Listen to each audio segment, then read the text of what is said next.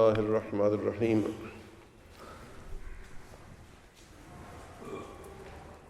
آپ حضرات کو میں نے کچھ دن پہلے حضرت سیدی معروف کرخی رضی اللہ تعالیٰ عنہ کا ذکر خیر سنایا تھا، اور اس کے بعد حضرت سری سختی رحمۃ اللہ تعالیٰ علیہ کے حالات بیان کرنے شروع کیے۔ یہ دونوں حضرات اور اس کے بعد حضرت جنید بغدادی رضی اللہ تعالیٰ عنہ کا ذکر خیر ہوگا۔ یہ تینوں حضرات اسی طرح اسی ترتیب کے ساتھ ہمارے شیوخ میں شامل ہیں۔ حضرت امام علی رضا سے بیعت کی حضرت معروف کرخی نے، ان سے بیعت کی حضرت سری سختی نے، ان سے بیعت کی حضرت جنید بغدادی نے۔ تو یہ اس طرح سلسلہ چل رہا ہے۔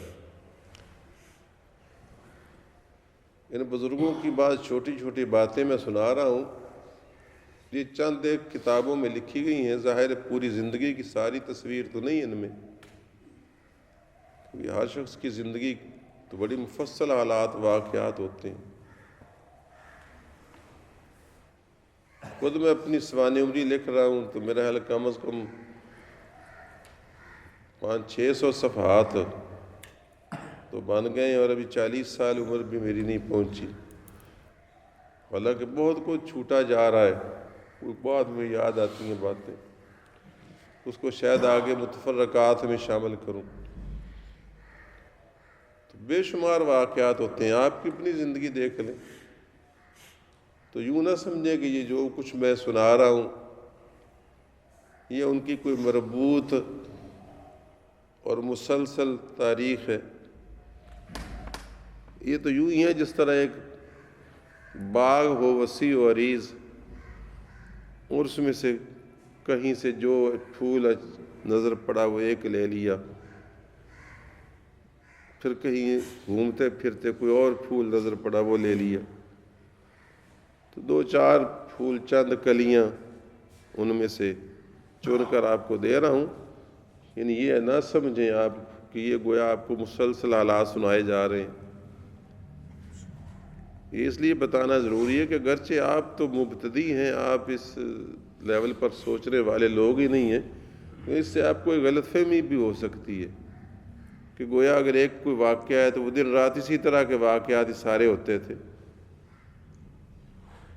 یعنی یوں نہیں ہے۔ ظاہر ہے کہ بظاہر میں اب جب سناؤں جی کو اتنا عرصہ وہ ایک دنیا چھوڑ کر فلاں جگہ رہے، اس کا مطلب یہ نہیں کہ وہ دنیا میں پھر کبھی آئے گئے ہی نہیں، یہ دنیا میں رہے ہی نہیں، یا وہ اپنی دکان میں نماز پڑھتے رہتے تھے۔ تو اس کا مطلب یہ نہیں کہ وہ روزانہ دن رات نماز ہی پڑھتے رہتے، پھر دکان کھولنے کا بھی کوئی فائدہ نہیں ہوتا۔ یا اس طریقے سے انہوں نے کسی ایک مرتبہ کسی یتیم کو کپڑے لے کر دیے، یا کھجوریں ڈھونڈ رہے تھے تو پھر مستقل ساری زندگی یہی کاروبار تھا۔ یہ کوئی واقعہ ہے جس طرح زندگی کو کوئی جو بزرگوں سے ملا سنا انہوں نے تو انہوں نے بیان کر دیا، ورنہ بظاہر وہ ہماری طرح ہی ایک مسلسل مربوط زندگی گزارتے رہے ہیں۔ ظاہر ہے کہ ان کے بعض کے تو بال بچے بھی تھے، بس سب تو ایسے نہیں ہے کہ انہوں نے شادی نہ کروائی ہو۔ کوئی ایک دو بزرگ ہیں جن کا ذکر آیا ہے انہوں نے شادی نہیں کروائی، لیکن ظاہر ہے جس کے بال بچے ہوں گے تو بال بچے کی ضروریات بھی ہوں گی، سمجھے نا؟ بال بچے کی ضروریات ہوں گی تو اس کے لیے باقاعدہ کچھ نہ کچھ رزق حلال کمانے کے لیے ان کو محنت بھی کرنا پڑتی تھی۔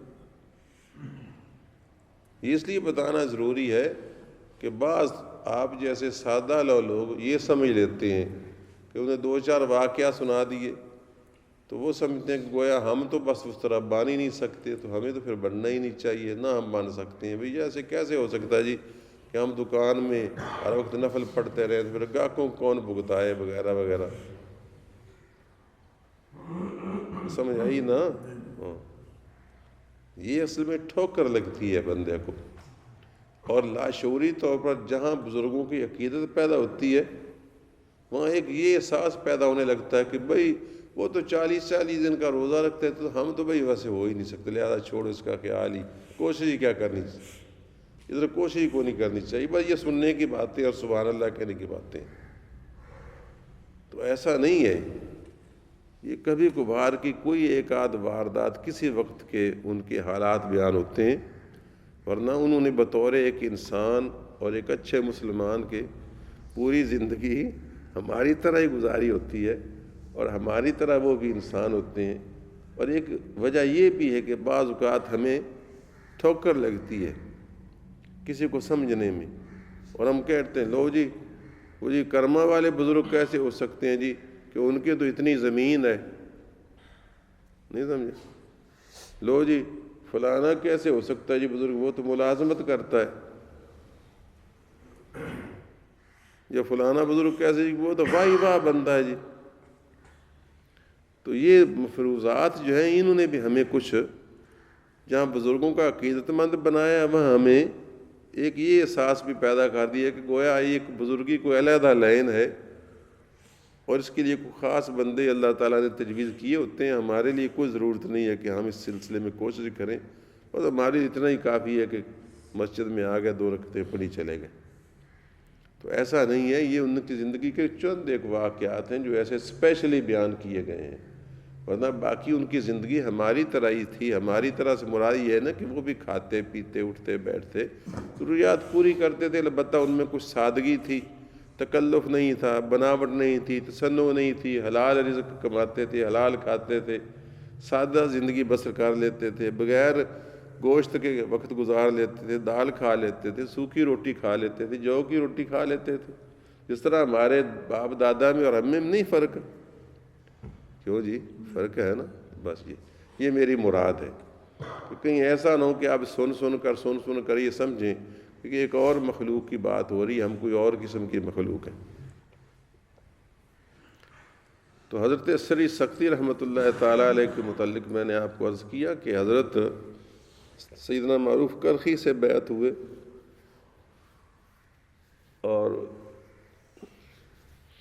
اور بزرگوں سے بھی آپ نے فیوزات پائے ہیں، بلکہ ان کا ایک ذکر بھی کرتے ہیں، جس طرح میں آپ کو ذکر سناتا ہوں، حضرت فقیہ اعظم کے علاوہ بھی باپ بزرگوں کا ذکر سناتا ہوں کبھی، میاں علی محمد صاحب بسیشی والے، ان کے پاس میں نے آنے جانے کا ذکر کیا۔ تو ایک مرتبہ کسی نے حضرت سے،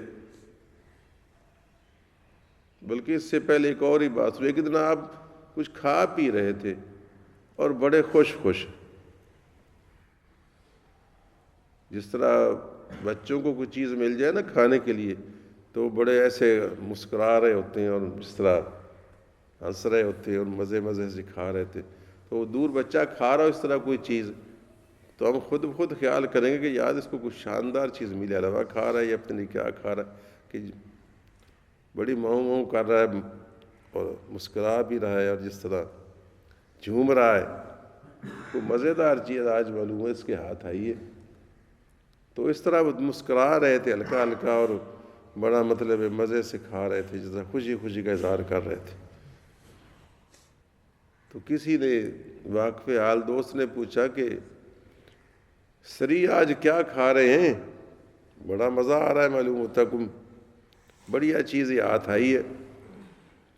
کہنے لگا ہاں جی بہت شاندار چیز۔ تو اس نے جا کر آگے دیکھا کہ میں بھی دیکھوں، شاید ہمیں بھی حصہ لینے کی ضرورت پڑے، تو دیکھا تو وہ جو کی خشک روٹی کھا رہے تھے۔ تو کہنے لگا کہ آپ یہ جو کی خشک روٹی کھا رہے ہیں اور اس طرح مستی میں مسکرا رہے ہیں کہ گویا کہ بڑا مزہ آ رہا ہے، مزیدار چیز ہے۔ فرمایا میں اللہ کا مہمان ہوں، میں اللہ کا مہمان ہوں، اس وجہ سے خوش ہو رہا ہوں کہ میں اللہ کا مہمان ہوں اور اس نے مجھے یہ دی ہے، اور اس وجہ سے میں خوش ہو کر کھا رہا ہوں کہ اتنی بڑی ذات کا، اتنی بڑی ہستی کا مہمان جو ہے تو اس کو اس نے کوئی مزیدار چیز ہی دی ہے نا۔ تو میں اس لیے کھا رہا ہوں، اس کے حوالے سے خوشی کا اظہار کر رہا ہوں کہ میرے مولا نے میرے لیے عطا فرمایا ہے نا جو رزق، کیا مزے کا رزق ہے۔ اب دیکھیں اللہ تعالیٰ کے نعمت پر نگاہ کرتے ہوئے وہ اس طرح کھا رہے جس طرح ہم روسٹ کھا رہے ہوں یا پلاؤ کھا رہے ہیں، اور یہ سوچ ایک دیکھیے کیسی ہے کہ ہم واقعی ایمان ہے نا کہ وما من دابۃ الا علی اللہ رزقھا، کہ اللہ رزق بھیجتا ہے ہر ایک کا۔ تو اگر آپ کو محبت ہو کسی کے ساتھ شدید، اور وہ آپ کو گھر سے کچھ لا کر کھلا دے، تو چاہے کیسا بھی کھلا دے، آپ یہ نہیں دیکھتے کہ کیا کھلایا ہے، آپ دیکھتے ہیں کس نے کھلایا ہے۔ یہ میں وضاحتیں کرتا ہوں کیونکہ آپ کو نیرے جملے سے مزہ نہیں آئے گا، تو میں مجبور ہو کر اس کی وضاحتیں کرتا ہوں۔ کتنا مزہ آئے گا کہ یار آج یار نے بڑی شاندار انٹرٹینمنٹ دی ہے، تو وہ یہ دیکھتا نہیں کہ کیا کھلایا، کس نے کھلایا، دیکھتا ہے۔ تو اس طرح کی یہ کیفیتیں اللہ والوں کو نصیب ہوتی ہیں، پھر ظاہر ہے پھر شکر پیدا ہوتا ہے۔ اور اگر گھر میں جو سامنے رکھا جائے تو چھوٹتے ہی کہ لو وڈا گوشت چا پکایا نہیں، آپ نے شروع کر دیں، روز انہوں وڈا گوشت لب جاتا ہے، چھوٹا نہیں لیا جاتا۔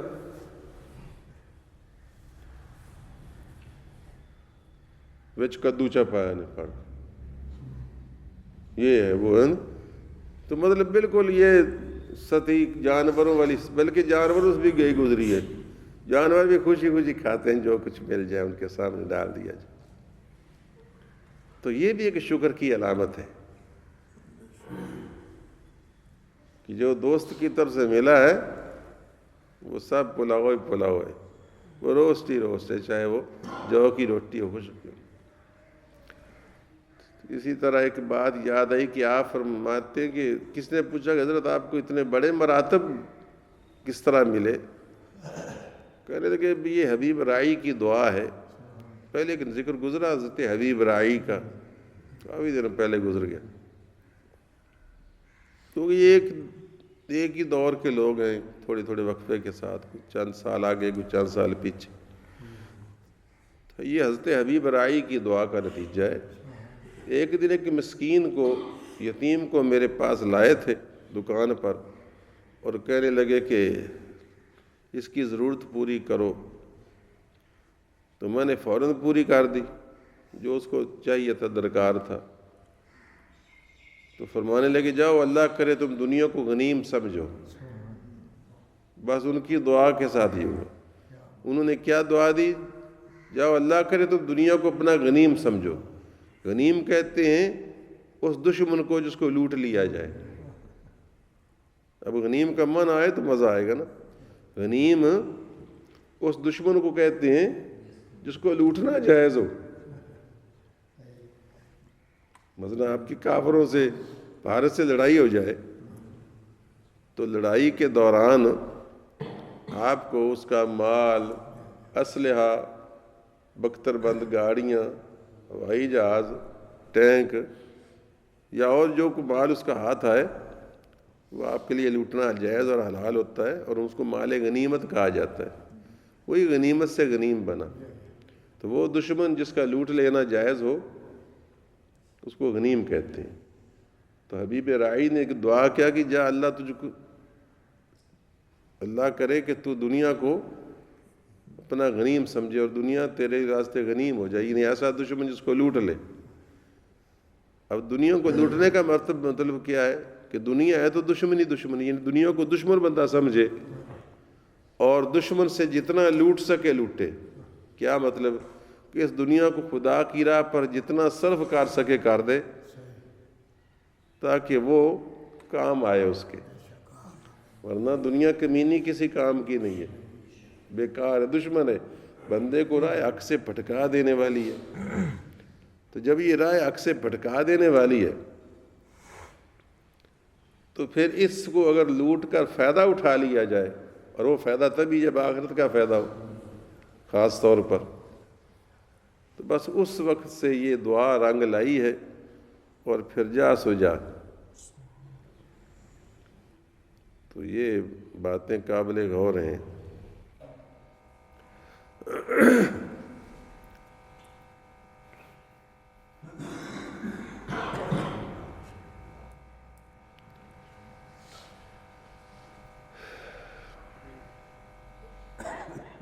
بعض کا تشریح میں رابطہ ٹوٹ جاتا ہے، کوئی بات ذہن میں آتی ہے نکل جاتی ہے.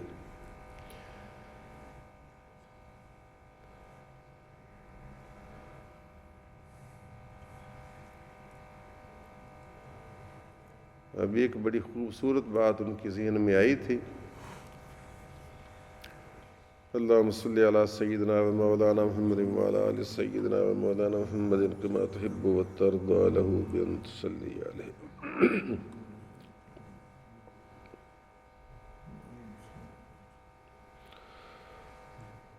اللہم صلی وسلم وبارک علی سیدنا و مولانا محمد النبی الامی وعلی آلہ وصحبہ وبارک وسلم.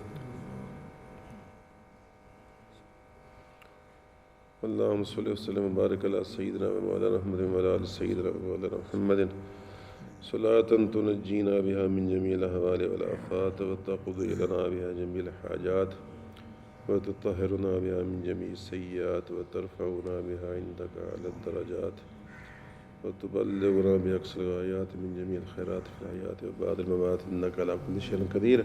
اللہم صلی وسلم وبارک علی سیدنا و مولانا محمد